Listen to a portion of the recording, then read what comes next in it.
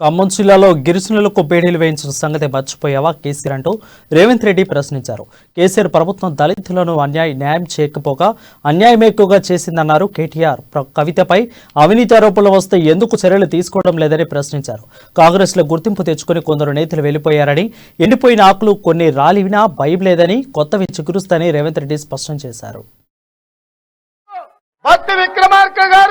సుదీర్ఘమైన పాదయాత్ర చేసుకుంటూ వస్తూ ఈ రోజు వారి పాదయాత్రకు అండగా నిలబడడానికి మళ్ళీ ప్రేమ్ సాగర్ రావు గారే నడుం బిగించి ఇవాళ మంచిర్యాలలో ఇంత గొప్ప సభ ఏర్పాటు చేసి నిన్న మన కొంతమంది ఈ పార్టీలో గుర్తింపు గౌరవం వచ్చిన వాళ్ళు ఈ పార్టీలో నుంచి పోయినామని చెప్పుకునే ప్రయత్నం చేస్తున్నారు. ఇట్లాంటి ఎండిపోయిన ఆకులు కొన్ని రాలినా ఈ రోజు కొత్తగా చిగురించే కొత్త తరం ఈ ఆదిలాబాద్ లో కొత్త నాయకత్వాన్ని ఇస్తామని చెప్పి మీరందరు ఇక్కడికి వచ్చినందుకు ధన్యవాదాలు మిత్రులారా.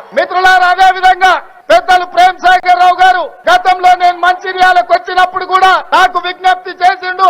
మా ఉమ్మడి ఆదిలాబాద్ జిల్లాలో ఉన్న 10 శాసనసభ నియోజకవర్గాలలో కనీసం 8 వీలైతే 10కి 10 గెలిపిస్తాం. ఈ ఆదిలాబాద్ ఉమ్మడి రాష్ట్రంలో వెనుకబడిన ప్రాంతాలలో 23వ జిల్లాగా ఉన్నది. ఇవాళ తెలంగాణ రాష్ట్రం వచ్చినా 8-9 ఏళ్లైనా చివరి జిల్లా 10వ జిల్లాగానే ఉన్నది. కాబట్టి పెద్దలు మీరందరూ ఆలోచన చేసి ఈ ఆదిలాబాద్ జిల్లాను మీరు దత్తతకు తీసుకోవాలి, ఈ ప్రాంతాన్ని అభివృద్ధి చేయాలి, ఈ ప్రాంతంలో ఉన్న ఆదివాసులను గిరిజనులను